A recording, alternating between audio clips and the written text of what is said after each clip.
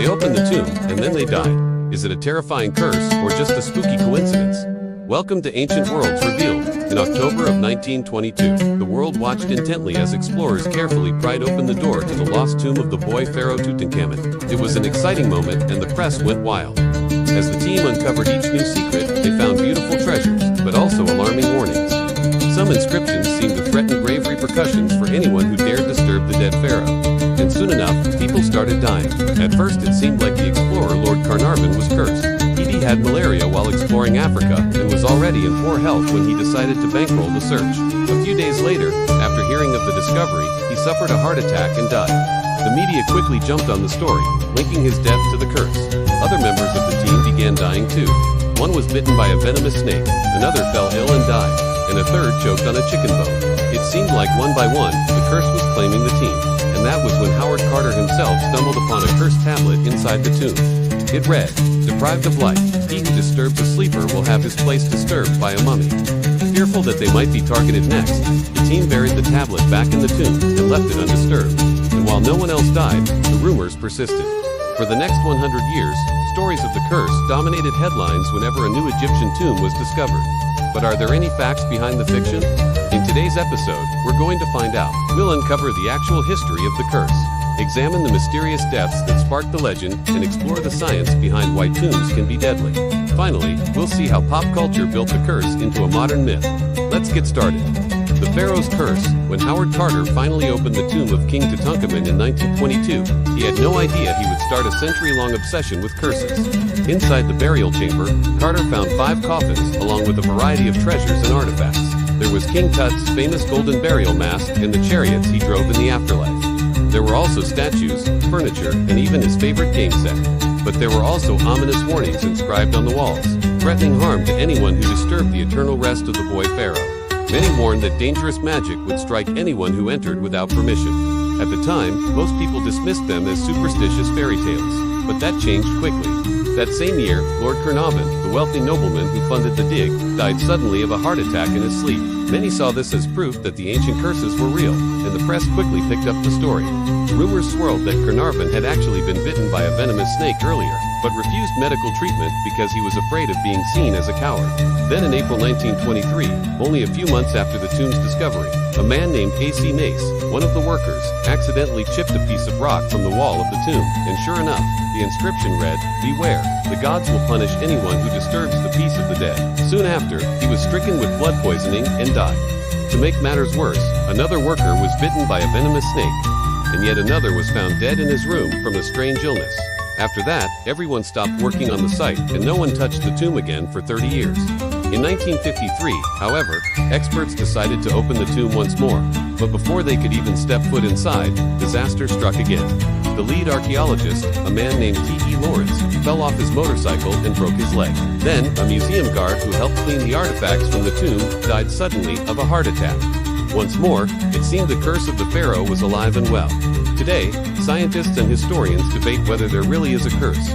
But one thing is certain, these deaths inspired a pop culture sensation. Ancient beliefs in magic.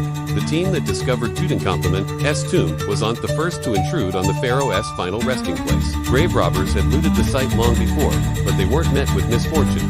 So why did things change when explorers followed the rules? According to Egyptologist Joyce Tildesley, those who steal from the tombs disrespect the dead and are therefore less likely to escape punishment. But this doesn't explain why Howard Carter and his colleagues were warned not to disturb the boy king. After all, they were invited by the Egyptian government to explore the tomb. They received permission and followed safety guidelines. But the warnings still appeared. This detail inspired the modern myth of the curse. However, it was actually pretty common for ancient Egyptians to inscribe protective spells on their tombs, hoping to keep unwanted visitors away. Archaeologists have found tombs throughout Egypt with similar warnings. One of the most infamous is the curse of Queen Nectaris. Her tomb remained undiscovered for centuries until robbers finally broke inside. Legend has it that the queen's ghost rose up and killed them all. But the true story is far more tragic. As archaeologists discovered, the queen's tomb was full of traps. A pit filled with spikes waited just inside the entrance, and a false wall concealed a lethal drop. On the other side, the tomb was basically a deadly maze with danger around every corner. But there was also one important clue. Signs telling the queen's subjects to stay away. Ancient Egyptians believed that disturbing a mummy released destructive spirits into the world and unleashed the ancient Egyptian concept of the spirit of the dead person, which survived independently of the body after death. If the Ka was disturbed, it could seek revenge on the living. In this way, many of the curse tablets found in tombs were simply ways of protecting the dead from harm, or rather, to protect the living from the consequences of disturbing the dead. Scientific explanations. But are there scientific explanations for some of the weird deaths? Why did Lord Carnarvon die right after hearing about the discovery? Well, according to some sources, he actually died in his sleep from a mosquito bite. Others claim his death was linked to malaria, a disease he contracted while exploring East Africa. Whatever the case, his untimely death fueled speculation of a curse. But what about the deaths inside the tomb itself? Are they actually cursed, or can they be explained scientifically? Well, there are actually quite a few theories. According to some researchers, mold spores and bacteria can accumulate in sealed tombs. For centuries, if someone breathes them in, they can become very sick and even go blind. In extreme cases, they can die. While this could explain some of the deaths, it does raise another question: why were only some people affected while others were completely fine? That's when forensic anthropologist Emily G. Hammer comes in with another theory. According to her research, some tombs contain dangerous levels of carbon dioxide. It's produced by chemical reactions within the tomb and can reach deadly levels after years of buildup. She notes that such a tomb could be relatively safe for adults who are less likely to crawl through tight spaces, but extremely dangerous for children who do. In the case of King Tutankhamun, he was only 19 years old when he died, and he spent most of his life inside a small tomb.